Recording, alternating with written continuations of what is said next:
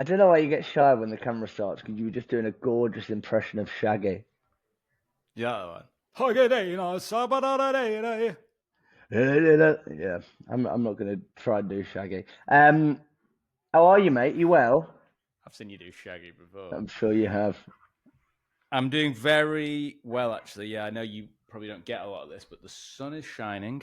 I can see the beach from my window, and life is a beach. And maybe Life is a that's bitch. what we should be That's thinking about. beautiful. And I know you probably don't get a lot of this, but I've had a lot of like compliments recently on the way I'm handling myself. So yeah, good. I want to listen. Trench tips. It's short. People aren't here to fuck spiders. They want to get into it. I Yeah, yeah. wrote this on my phone last night, and I thought I'd share it with you because it's something that we're kind of working on at the moment. So it's a LinkedIn post. I probably would have posted it by the time that this episode airs. But I'll give it you, and you tell me what you think and what you take away from it. So many salespeople cling on to deals that are never going to land, pushing the opportunity date further in the future, clinging on to hope. The more you can't let go, the more mental space it controls. Close the file, move on, get over it. In the same sense you would with the spring clean, tidy up your pipeline. You'll feel so much better. Remember, you will die. Wow. You have to die at the end. We all have to die to live. Beautiful. Yeah, I think this has been like a linchpin moment in my career. That bit of like, it's time to be a bit more ruthless and get rid of stuff.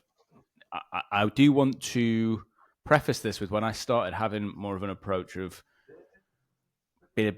I want to use my words lightly with this because it is being more ruthless, but perhaps more realistic is the right word to use. But when I Mm, started being like that, my employer at the time was quite unhappy with a lot of the things that I was doing as a result. There was the close the file emails. There was the let's just agree to say no if we don't arrive at X outcome by the end of this call. There are all these little tools that often your employer might not be happy with. And what we've got to imagine is the employer tends to have a boss who might be a shareholder, and the shareholder wants to see yeah. activity and pipeline and hope. Whereas weirdly, the salesperson doesn't want to see that. The salesperson wants to just see yes and no. Mm. I think that if you did it over a grand scheme and you'd like tidied up your pipeline and you got rid of everything, um, I'm sure that the employer probably didn't believe in it and they thought they've got people to kind of please as well. But I also think that when you close the file, you don't know they might come back. Okay, and I think you probably not you, the royal you, will maybe lose. I say lose, although you can't lose, but there'll probably be like one deal that if you continue to chase it's it might have gone through, but if it was going to happen, it was going to happen anyway. Um, Yeah. I think it's more like the I'm thinking about it from like a bit of a law of attraction and a mental clarity point as well. Like if you have the approach of like abundance and there's no attachment, that's where like the suffering comes in. We know what Buddha says, but like having that attachment to it and really being like weighted down as much as you might not call the opportunities every single day, you come in, you look at your pipeline, you might have a conversation about it, you think about it, you wonder why they're not, you have a negative thought, oh, they've probably gone with a competitor. It's so much time and energy wasted. Yeah, and that guy's going to be commenting right about now. He always says, "Can I get an hour alone with Jack? Jack's so gorgeous." In the YouTube comments because of what you just said. Because it was very nice. If I could barbecue it and stick it in a bun and chase it around the playground with its own chips, I would. Um, the another way of thinking about this, right? If you think of the purpose of a salesperson is to help facilitate decisions, this is another thing to think about. I think Marcus Kauke might have said this, but if the purpose of a salesperson is to help facilitate decisions, all the strain comes off you, so long as you can help someone get to a decision. So if you Hmm. think of your purpose is actually just to get someone to a let's think about it, maybe, might do, and actually a hard yes and a hard no are both equally valuable functions, then you're good. You're okay. So you go into conversations are much lighter if you're doing that. And that's just the role that you play. So it's not resting everything on black. and rolling the dice Mm. and betting the house on it, and it has to come in black, otherwise I lose the house. It's actually hedging your bets and spreading it, but trying to focus on the skill of not leaving a call with a maybe and a might do. And I heard Mm. you say this to someone recently, Jack, around sometimes we will make decisions for people just to test the waters. And so if someone's at a look, it's definitely not a no, but I probably need a month or two to, and it's getting a bit like that. Me and you will often say, "I tell you what, I'm going to do. Then I'm going to put you in the no camp, and then if you come back to me, it'll be a nice happy accident." Would that be unreasonable? Most people, you see the relief.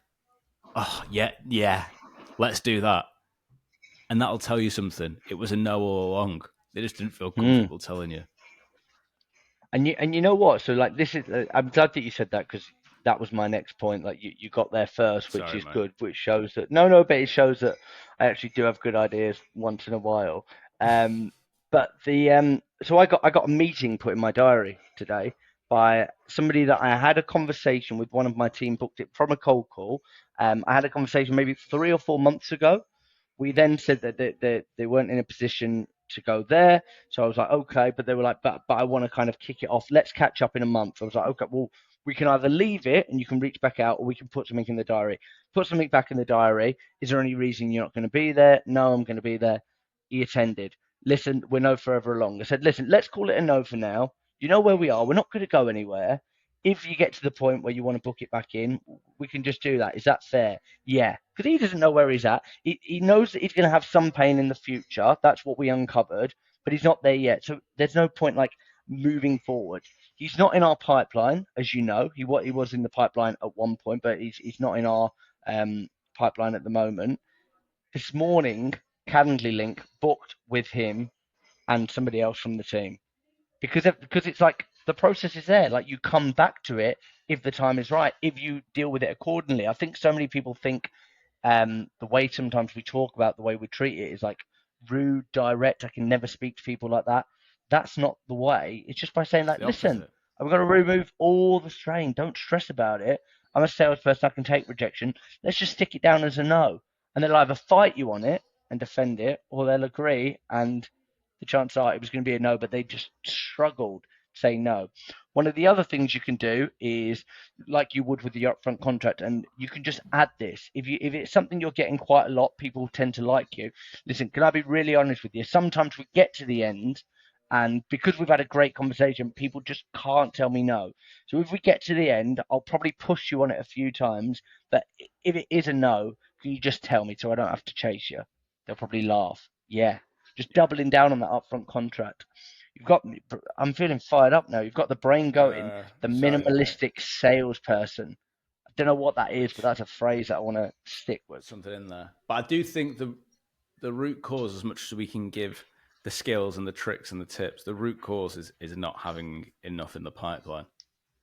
That's Mm, why often people are going into these like, well, I have to close it. And I've been there. There's no judgment from me. I've been there where I'm thinking, I could try hard today, but I've got that big deal next week. I've got that catch up call next week with that big deal. And actually, it's just in the diary as catch up call. It's not in the diary as closing call or something that's got like no. final thing. And you're going to ring back next week and they're going to say, give it another month. And then you haven't built any more pipeline. So actually, what me and Jack are talking about, you only really get with freedom and it's a bit of a manifestation type term, but that abundance mindset of there's plenty going on anyway. So if you're coming along for the ride, great. But if you're not, you don't have to. And I'll be ready when you do, if you look at us in the future. Having that mindset when you go in, it comes across. The other person feels it, don't they? They see you and they think, this Mm. feels a bit different. You're not just trying to push me over the edge. You're not trying to just promise me the world and get in my pants. Well, maybe I am. And there have been times where we've like had Got in targets each to other's hit as a pants. business. Sorry. We've had to get. We were playing spin the bottle, and my mum caught us. But there was times where we've been like, and I've gone into calls before, like this is us bread and butter. We'd be able to smash this campaign, and I go in like an eager puppy, and I let them walk all over me, and you lose it because you're attached to the outcome. So moving forward, none of that. I'm abundant. I am loved. I'm confident. I am brave. Exactly. So hopefully there's something in there for the listeners at home. I'd like to give you a task if you've made it this far, just to prove you've made it this far. I'd like you to start a chat on LinkedIn with Marco Alforno Rogers You're and obsessed. and the last person that you messaged on LinkedIn, and just say, thought it'd be good for you two to connect, and then leave the chat. I want you to screenshot that you've done it and send it over to me, and I'll give you £100 if you do that. You might struggle to find Marco Alfonso Rogers. His name is Marco AR, and he works at Air Marketing. He's about 4'2". Yeah, 4'2". So message with the last person you spoke to and Marco. I thought it'd be good for you two to connect. No other context. Leave the chat, but make sure you screenshot it and send it to me, and I will give you £100 for that. Cash in the bank. Readies Cash in the at the bank. ready. Cash money. Cash in, cash out, cash in, cash out, cash in, cash out. See you next time. Thank you.